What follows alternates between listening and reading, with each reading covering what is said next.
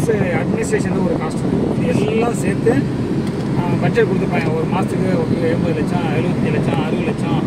அது வந்து ஏப்ரலாம் அதே 85 லட்ச ரூபா இருக்கும். இப்போ செப்டம்பர் அக்டோபரில் அதே காசு ஏப்ரலில் பார்த்தீங்கன்னாக்கா 40 லட்ச ரூபா இருக்கும். எப்படி பாதி சம்பளம் வாங்கின மாதிரி 40 லட்ச ரூபா அந்த மாதத்தை ஓட்டணும்.